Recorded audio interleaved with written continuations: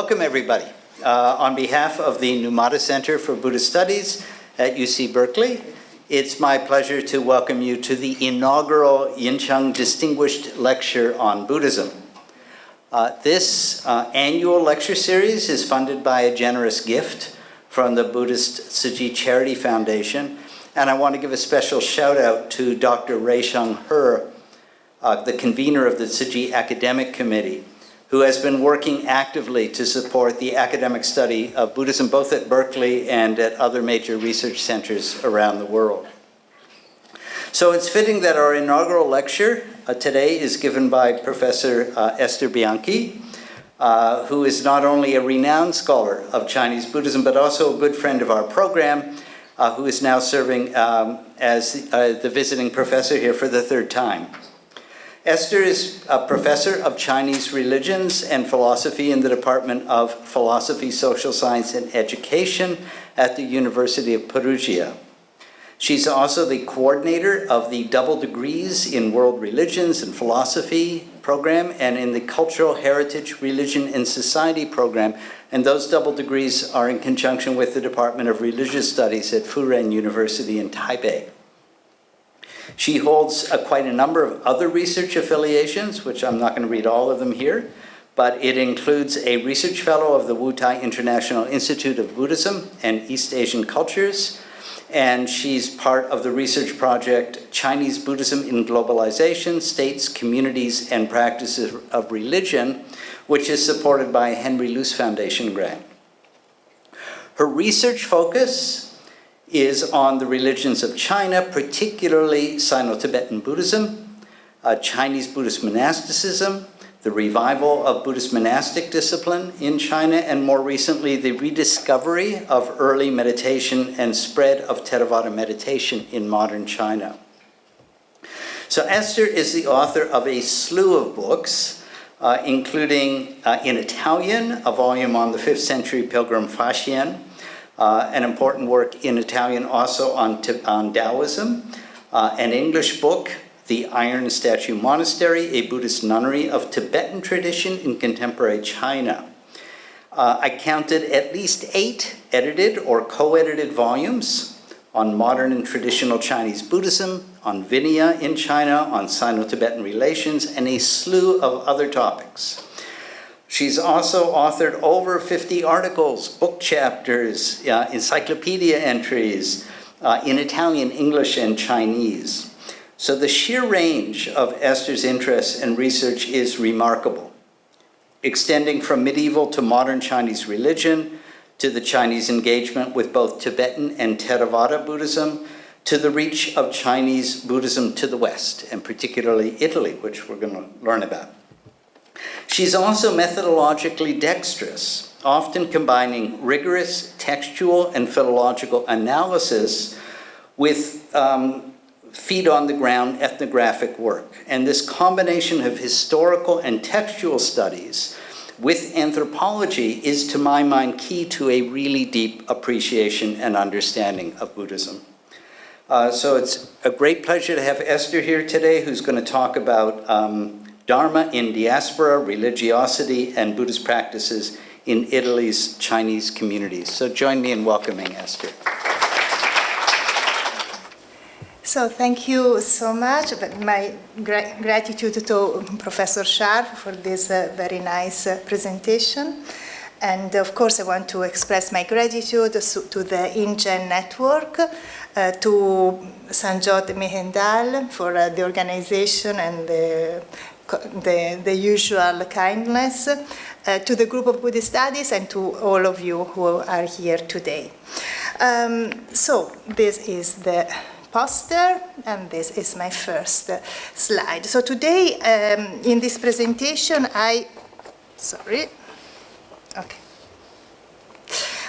this presentation will explore religious practices, and particularly the Buddhist ones, among the Chinese diaspora in Italy. And this is a topic that has been a sideline of my research for several years now. I have conducted it within these 3 different research teams. And And what I want to do today is to share with you, and I think this is the first time I do it with this broad perspective. I want to share with you some of the results of this long-term research. Religious practices and cults, as you know, follow migration patterns, as it is exemplified by Chinese temples in the United States. A few years ago, I had the opportunity and privilege to visit several Chinese temples here in California during a study tour organized by Hannibal Taubes, whom you can see here in this slide. And that very year, I also visited the city of 10,000 Buddhas and the Xilai Temple in Los Angeles. So I'm not a specialist at all in the American or Californian context, and I ask your indulgence if I briefly address the topic, but it may be interesting in terms of comparison. So in California, Chinese migration initially consisted primarily of laborers, as you all know, and who came predominantly from the areas of Guangdong. The first Chinese religious temples were established to meet the needs of these immigrants and reflected the religious landscape of their places of origin. And these date back to the mid-19th century, so it's about 1 century before Europe and Italy. Chinese Buddhism thus first reached the United States in a context of mixed religious practices, blended with elements of what is often referred to as diffuse Chinese religion, or more often popular Chinese religion. Following this, Chinese Buddhist masters began to arriving in the US during the early decades of the 20th century, bringing more institutionally organized forms of Buddhism. So, in Europe, Chinese migration has generally followed these three main waves. A first wave in the early 20th century, a second one around the Second World War, and then a third and more substantial wave since the 1980s. And this wave is still ongoing. As for Italy, after a first wave in the early 20th century, the majority of arrivals from China followed the implementation of the reform and opening up policy in the People's Republic of China.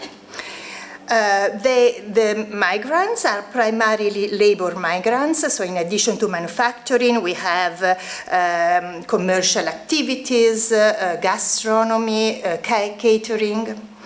And the majority, this is very important, comes from southern Zhejiang, particularly from the area around Wenzhou, and in recent years also from Fujian. During the first wave that you can see here, so during the beginning of the early 20th century, very, very few religious sites were established in Europe. For instance, the first Chinese Catholic community in Italy was founded in Milan in 1920s. After the Second World War, new parishes were opened in Florence, in Bologna, and in Rome. These were all Catholic parishes. To the best of my knowledge, no significant place devoted specifically to Buddhist or Taoist practices were created before the third wave of migration. And so this means that the Chinese temples and churches have been increasingly established since the late 1980s and early 1990s. So with this presentation, I aim to offer an overview of a phenomenon that, while resembling others that you may be familiar with, displays distinctive features shaped by Italian unique social and migratory context. And here is an outline. I will first provide an overview of the religions of the Chinese in Italy. Then I will focus on Buddhist rituals and practices that are practiced at the Chinese Buddhist sites, also including popular religious practices, because they are very often practiced by the same Buddhists. And then I will address, if time permitting, I will address also the social functions of these Chinese religious institutions. So, the Chinese population in Italy increased from roughly 3,500 people in 1980 down to the roughly 315,000 at the beginning of the in 2024. They represent 6% of the foreign residents in Italy. The progressive growth of the Chinese population helps explain why, until very recently, there were only a few religious venues. Throughout the 1980s and 90s, most Chinese migrants still tended to rely on institutions and religious figures in China. It is only since the early 2000s that the transformation of the migration model that is becoming less precarious and increasingly settled has led to the establishment of various new religious venues. These places of worship are mainly situated in the areas where with significant Chinese migration, and it's these places that it's all urban areas, and it's all, you can see them in this slide. Those that we will focus more on today are Prato, next to Florence, and a little bit of Florence, Rome, Napoli, Naples, and a little bit of Turin. So, statistical data suggests that half of the Chinese population in Italy consider themselves religious. Most of these people considering themselves religions identify as either Christian or Buddhist, reflecting the religious landscape of their main places of origin. So we have people, the majority comes from Wenzhou, and Wenzhou is often called China's Jerusalem, and is associated with the evangelical Christianity. And it's also a place of development of Chinese religious movements. And then another huge part of the Chinese population in Italy comes from Fujian, and Fujian is mainly linked to popular religion, Taoism, and Buddhism.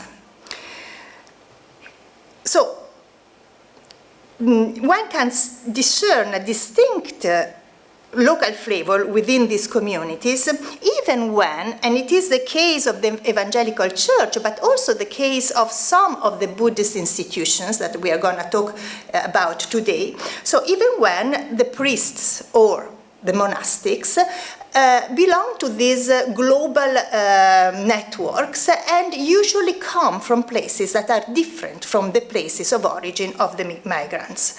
Most in the Buddhist context, most of the nuns and monks, bhikshus and bhikshunis from China are from Taiwan, so from China, from the Sinosphere, are from Taiwan or from Beijing. The regional dimension, nonetheless, remains relevant, as it creates strong bonds within the community, encompassing shared language, cuisine, and, of course, common local religious practices.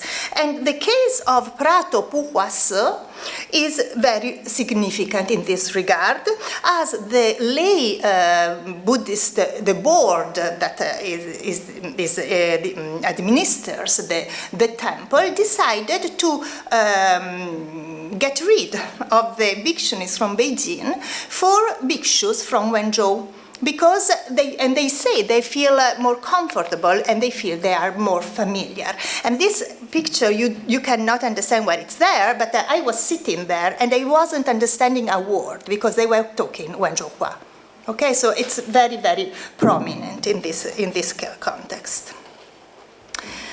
So a significant percentage of the Chinese, I've said this and I will not go back to this topic, but a significant half of the Chinese that are religious in Italy belong to Christian Protestantism, to the Evangelical Church, and a few also to Chinese Catholicism.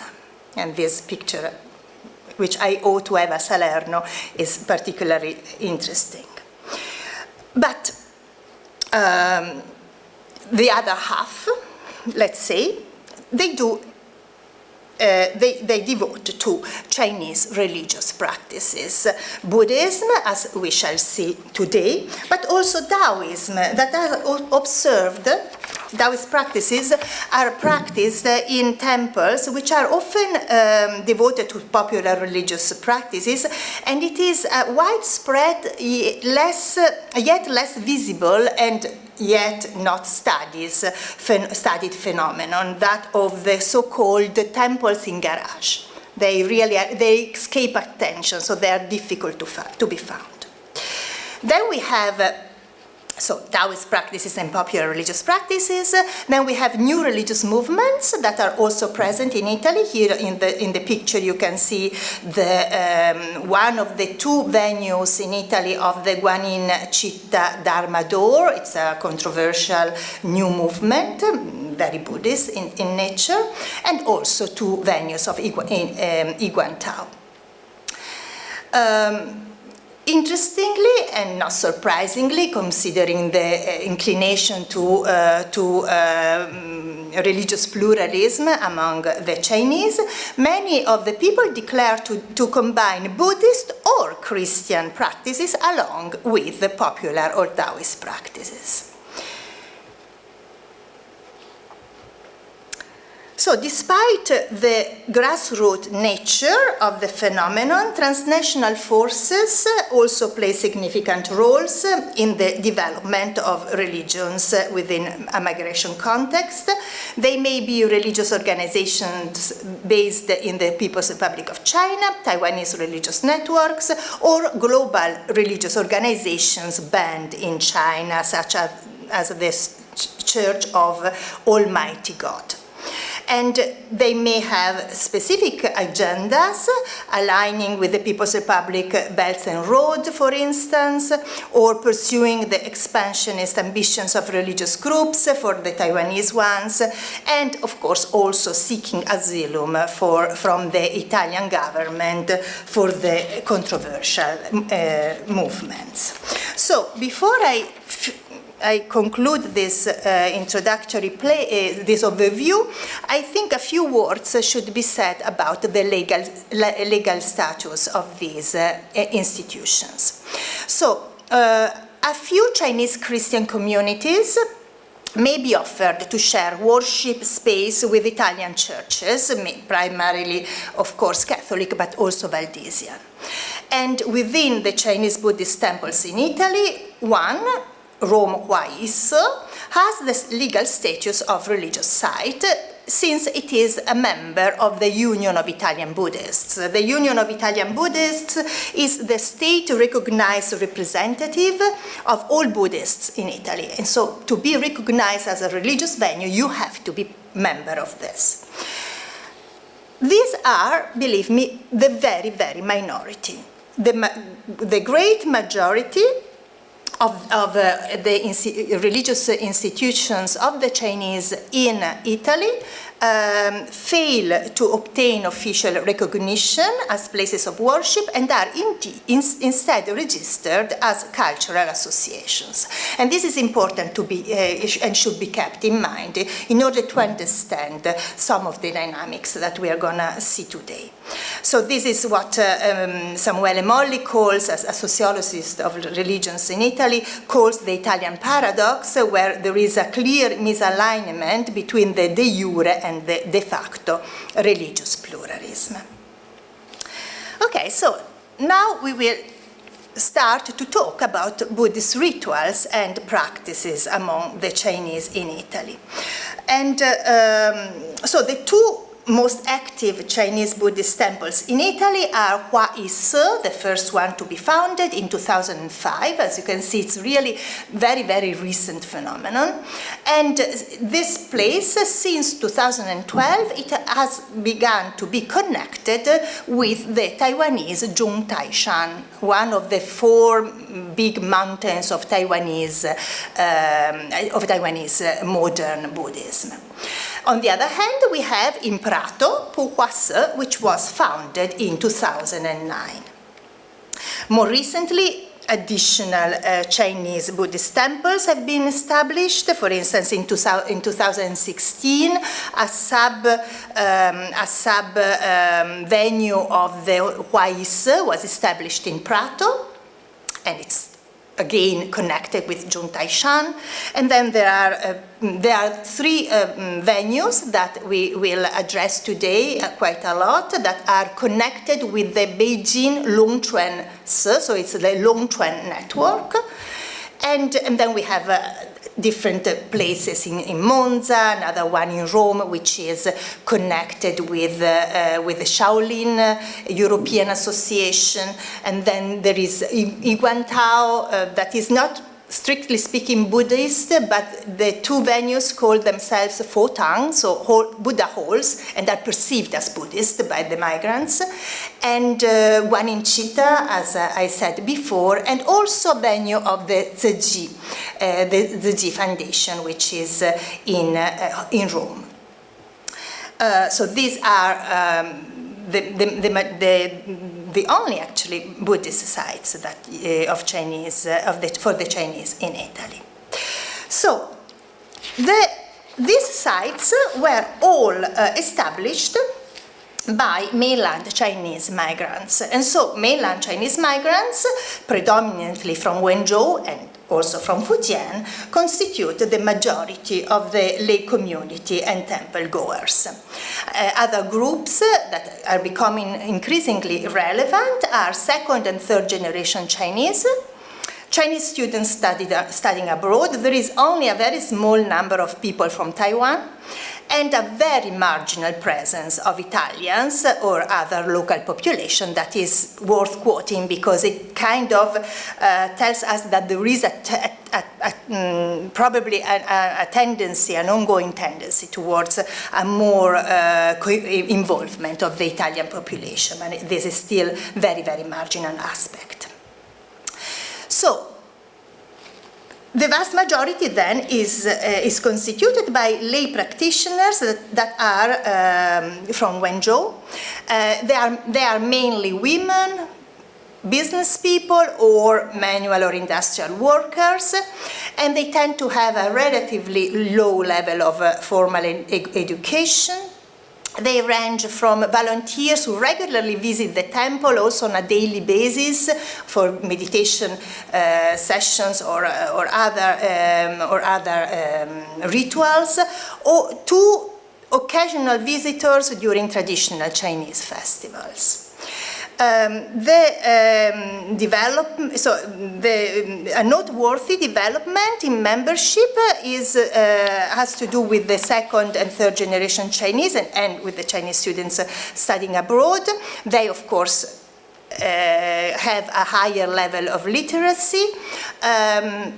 The 2nd and 3rd generation usually not so much in Chinese culture unless they study Chinese at the university. They are drawn to the meditation classes and to the cultural activities, and for the 2nd and 3rd generation Chinese also to the Mandarin language classes, which are provided by all the temples that I have mentioned and are clearly tailored for 2nd and 3rd generation Chinese. So now I will address the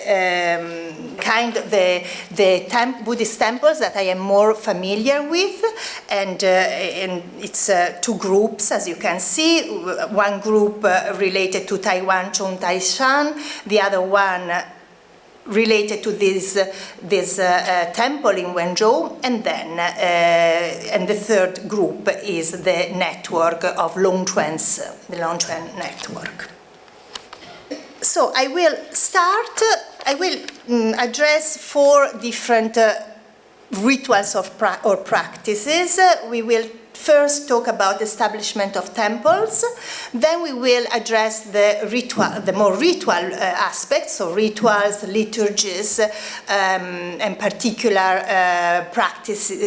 rituals that are offered at the temples. Thirdly, we will see self-cultivation and meditation, and the fourth, very shortly, but I want to address it, we will also talk about the involvement of these Chinese Buddhists with popular religious practices.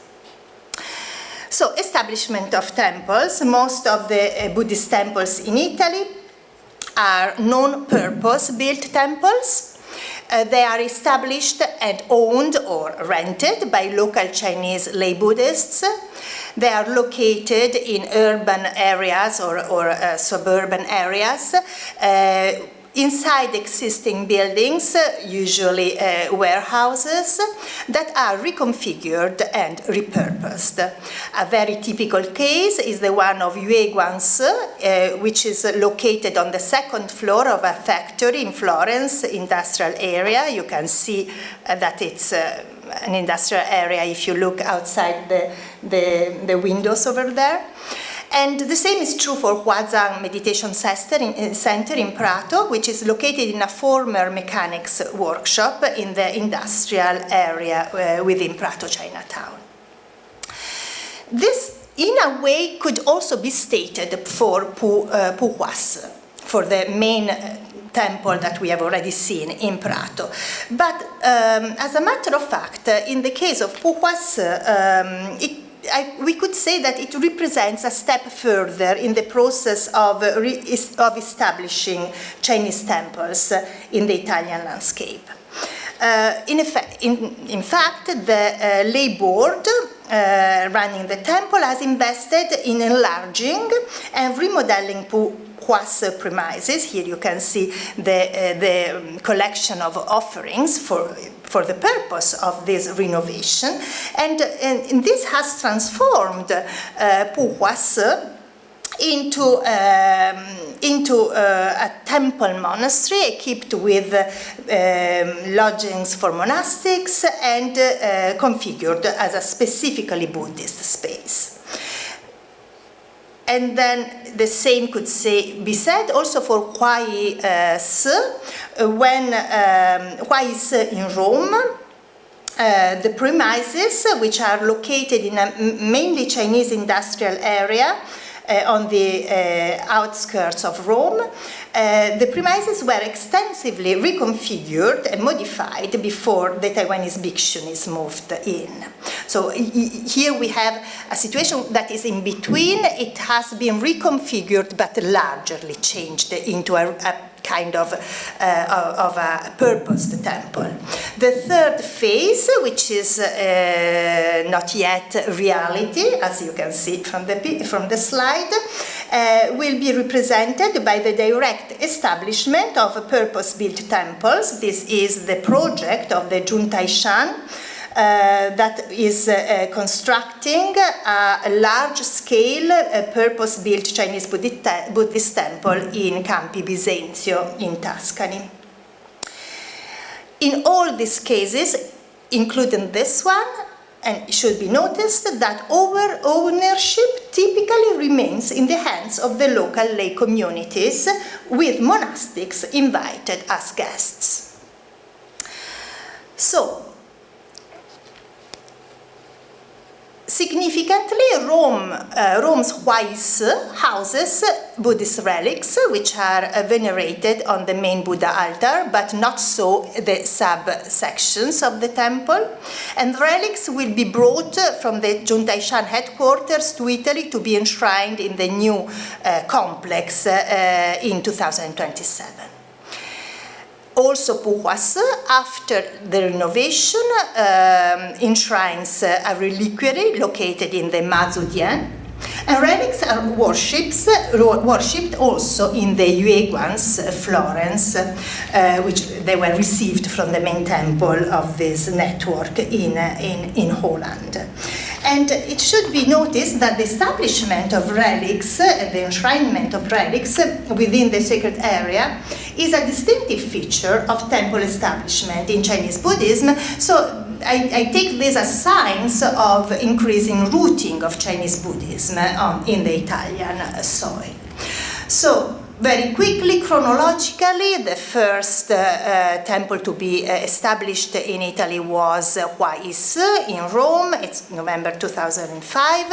In 2012, the temple was moved from the city center of Rome to the suburbs of Rome in Prenestina district, Chinatown. The inauguration was held in 2013 at the presence of the abbot of Juntaishan, and a lot of people gathered, as you can see. Then in 2016, another sub-venue was created in Prato. Again, Venerable Jianden visited. And here you see the majestic inauguration of the Huazhangse, which is presently under construction and which also attracted thousands of people and had the abbot of Chuntai present. So this is for Huais. Let's now move to the second one to be created in Italy. It's Puhuas. Puhuas is located in Prato. Prato in Tuscany is one of the European cities with the highest concentration of Chinese residents. And for several years, Puhuas has served as the only Chinese religious site in the region. To provide religious services to the population, the temple's board has invited several monastics from mainland China first, Wenzhou Master Xizhen, then two distinct groups of bhikshunis from the Longquan, from Jilese, the female branch of Longquan Se, and finally, again, bhikshus from Wenzhou. As I have anticipated. It should be clear that these changes only regard monastics. The actual leadership is in the hands of the lay board, and that has remained the same throughout. So these events reveal contrasting globalizing dynamics, namely tensions between the interests of the local community and the globalizing forces of Chinese Buddhist institutions. As a matter of fact, since 2014, the Longquan Se, whose abbot at that time was president of the Buddhist Association of China, Xue Chen. And Xue Chen and Longquan Se tried to create inside Puhuas their own venue in Italy, but this did not happen. In 2017, the Puhua board severed all ties with the Longquan Se, and the bhikshunis were simply kicked out. And according to one informant, the board simply intended to safeguard the temple's autonomy and avoid, quote, handing over the temple to Beijing. Since then, I want you to see this while I talk. So since then, Puhuas hosts monastics from the same geographical, cultural, and linguistic area of as the majority of the local lay population. And here we can see the majestic inauguration of the new premises in November 2017, which took place in the presence of over 80 Buddhist bhikshus from mainland China and a few from Hong Kong, and thousands of lay people. So, then the third group it has to do with the Longchamp network in Italy. The Longchamp network has different venues throughout Europe. The three in Italy are these three that you can see in the slide. Yueguanse and Ruiguanse were founded as a consequence of the fact that the Puhuas board didn't want the Longchamp temple anymore. And I have to say that the foundation of these two places was rather low-key, and this was probably because they were meant to be a first step toward the creation of a bigger Longchamp in Italy. A villa had already been selected. I've seen it, so it was already well so. But then the project, most probably because the Longchamp, as you probably know, got through a few setups. This project is still on hold. But more recently, a Guanminse in Turin has been established. So this, in a way, demonstrates the vitality and the outbound reach of Longchamp's global network despite these setbacks.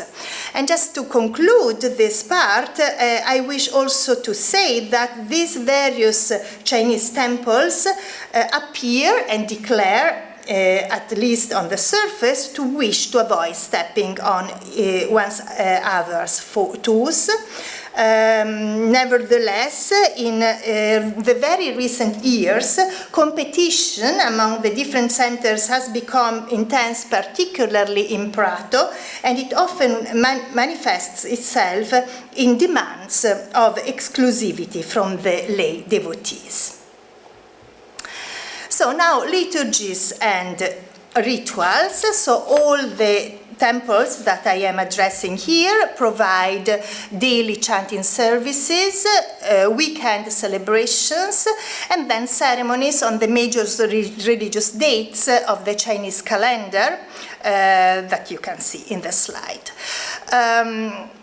Regular services are mainly attended by followers from the surrounding area. So in Prato and in Rome, there is a kind of a plurality of possible venues, but in Napoli and in Turin, the two Longchamp network temples are particularly important because they, as a matter of fact, are the only Chinese temples in the region. On the other hand, major events, mainly held at Huais and Puhuas, attract visitors from across the country. So then these temples also have their specificities. In the case of Huais, an important event has to do with the Buddha bathing ceremony, which is held together with all the events of UBI, of the Union of Italian Buddhists, on Vesak Day, and it attracts a lot of people. And Huais also has its own specific rituals and liturgies belonging to the tradition. But it is Puhuas, which is a Pure Land Buddhist temple and which has a strong liturgical vocation. And the liturgies at Puhuas have changed very little despite the change of the monastics. And this consistency, in a way, may simply reflect the expectations of the followers and also of occasional visitors. A Chinese in Italy, if this Chinese is not very engaged in Buddhism and decides to go to a Chinese temple, goes to Puhuas. So that's the major one. And so they have to provide all services that a Chinese would expect to be provided in a Chinese temple. So daily liturgies, they usually just, we have just a kind of 20, 30 persons, then more persons come for the bigger events, and the most important one is the New Year celebration, of course. Here is 2016. Which is followed during the Lantern Festival by the parade of the dragon and lion dances, which crosses Prato Chinatown and enters the historical Prato. So it's a moment when the two Pratos kind of reunite. Considering the importance of the rites of the dead, Chow Du rituals are offered by all the temples presented here.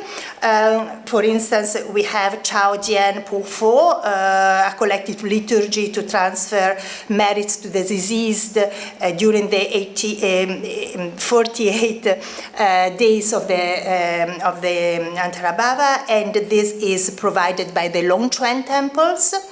Then, of course, Ulambana celebrations are offered by Pu Hua Se and also by the Longchuan network temples.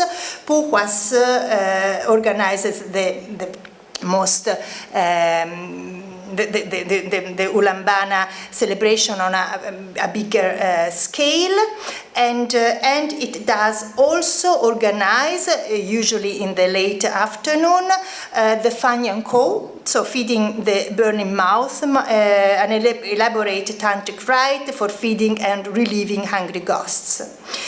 So the Longchuans temples do not organize Fanyan Ko because the bhikshunis told me that in their tradition only bhikshus can perform that rite, but nonetheless they do celebrate the great Menshan rite, which equally is for feeding hungry ghosts and beings in hells. And here you can see one of these events. Among the services provided by Pu Hua Se is also exorcism, and so Tu Xie literally means to expel evil, and is a common practice in both Taoism and traditional Chinese Buddhism, aimed at warding off evil spirits and harmful influences. And the rite is performed on request. You can have a look at this is very recent one. It's carried out and then it's carried out in front of the Buddha statues in the main hall, following a Tang Dynasty ritual, I was told, but I was denied access to the text, so I don't know. And as shown in the video, so the use of a modern electric blue feather duster is particularly funny, I would say, given the overall seriousness of the rite. So Pu Hua Se also includes a space dedicated to divination, and resident bhikshus are responsible for reading and interpreting the resulting oracle. It is significant that neither the bhikshunis of the Longchuan network nor those of the Chuntai Shan offer exorcism or divination facilities, which may point to the modernist features of these organizations and their tendency to reject practices perceived as lying at the margins of their notion of orthodoxy. As we shall see, Pu Hua Se is also open to popular religious practices, which is not the case for the other temples. But before addressing the popular religious practices, let me just say something about meditation. So all meditation and other forms of self-cultivation are central in all the Buddhist sites involved in my research. They differ according to different traditions. So Puhua Se nowadays focuses on Buddha recollection, Nyan Pho.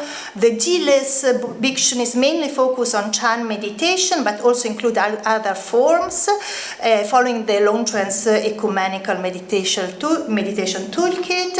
But it's clear that Hua Yi Se, which is connected to the Linji branch of Chan Buddhism, is the place that places, is a site that places the greatest emphasis on meditation.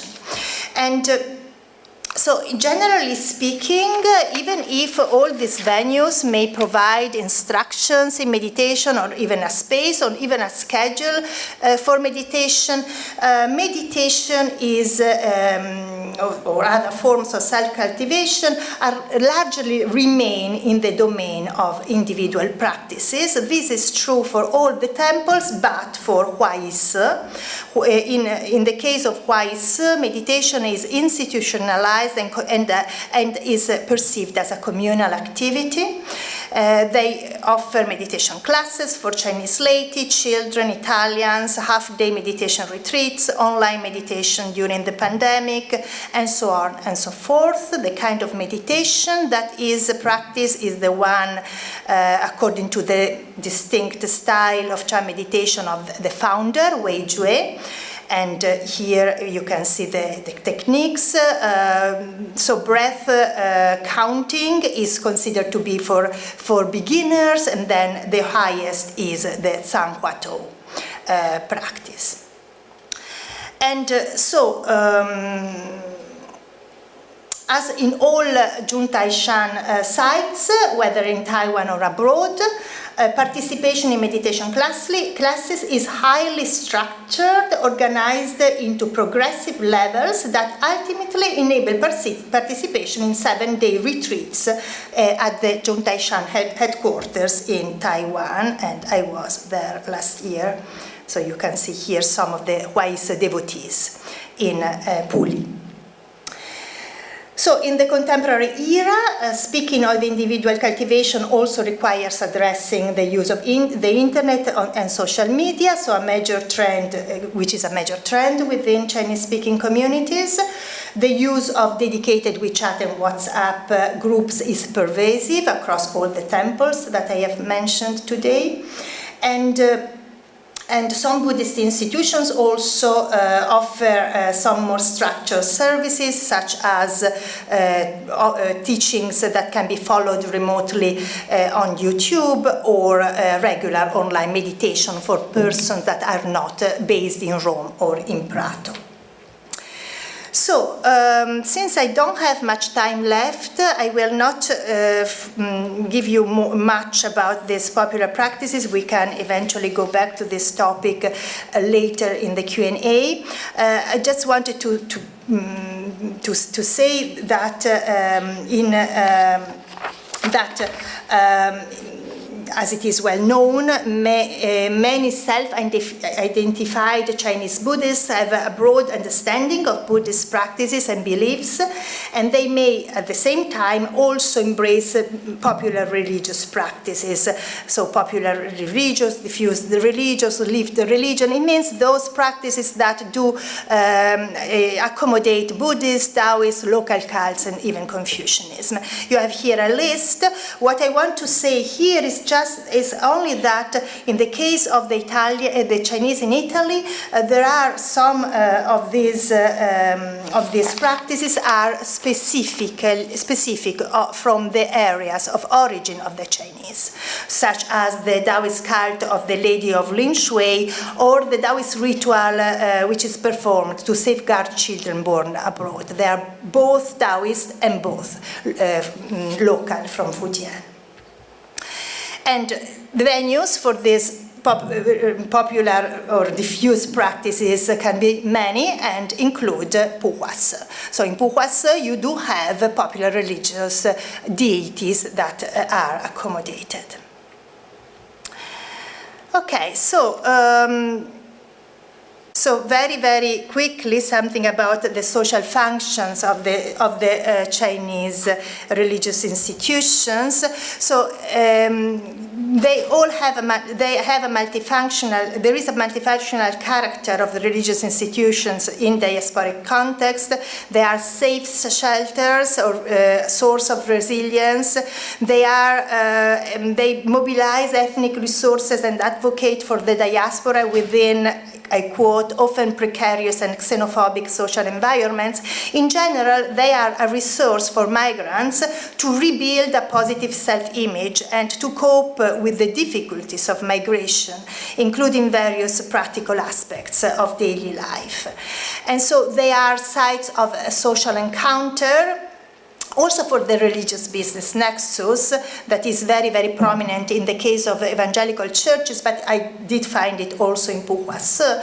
But particularly from a socio-cultural perspective, they offer occasions for social relations. And Puhua-Se in particular also provides spaces for socializing and unrelated to religious events, spaces where to watch television together, to unite, kids can work, can play there, people can just go and take a nap. Then they are very prominent for fostering Chinese identity. They organize activities and events that are strongly marked by Chinese cultural features in order to strengthen ethnic and cultural ties among participants, fostering a sense of Chinese identity across generations. And in this, Huai-Se is particularly active, as you can see from these pictures. They are also bridges for deeper integration within the outer society. The same activities that we've just seen are not only there in order to implement Chinese identity, but they are also offered to the local population, and so they try to attract the local population, offering a nice and agreeable image of China. And some of events are open to the local Italian population, particularly in New Year, and some are even tailored for the Italian visitors. And here you can see the Longchuan nuns, bhikshunis. Here were visiting one of my classes, but they are very active because Xue Cheng, the founder of this network, had them go abroad in order to spread Chinese cultural heritage. And this tells us something. Most of these activities are not meant to convert. They are meant just to offer a nice picture of China. The only exception is provided by Huai-Se, that is organizing meditation classes, and these meditation classes were actually founded for Italians, founded in 2024, and they are now thriving. And in these very days, in a few days, there will be the first refuge ceremony for Italians that ever took place in Italy. And then there are strategic platforms for negotiation with the local institutions. Puhua-Se has also invested money in collaborating with Italian welfare organizations, but basically what really matters are the relations with local authorities who are regularly invited to New Year celebrations and other major events. And the location, as Daniele Parbuono has acutely observed, the location of Puhua-Se is particularly telling because it is not too close nor too far from Prato's city center and Chinatown. So the location itself tells us that it wants to be a bridge. However, Puhua-Se and the temples from the Longchuan network, they are not members of UBI. This means they are not they are not religious sites, properly speaking. The only one that is a religious site, properly speaking, is Huaís, and in fact, Huaís is the one that is more involved with the Italian population. It has involvement in exchanges with other communities, so other Buddhists in Italy, contacts with members of other religions in Italy, most prominently the community of the Reconstructionists. As you can see, the founder was there for a retreat, 7-day retreat last year, and they went there also this year. And Huaís also regularly hosts university lectures and cultural events. So wrapping up, these places are religious centers for deeply committed practitioners and occasional attendees who may not even self-identify as Buddhist, offering communal rituals, purpose-specific rituals, exorcism, and so on, or self-cultivation guidance. They are also cultural centers and social spaces where to meet and build networks of mutual support, sites of resilience for the migrant community, and at the same time, bridges to the wider society. The temple boards are composed by local Chinese business people, including those who originally decided to establish the temples, while the monastics represent the forces of globalization within Chinese Buddhism. The resulting dynamics can be understood in terms of globalization. So, really, to wrap up, I think that the cases that I have offered to you today do provide insights into the ways religions contribute to cultural preservation, identity reconstruction, and community cohesion in a diasporic context. The differences with the Californian case, maybe you will tell me in the Q&A. Thank you.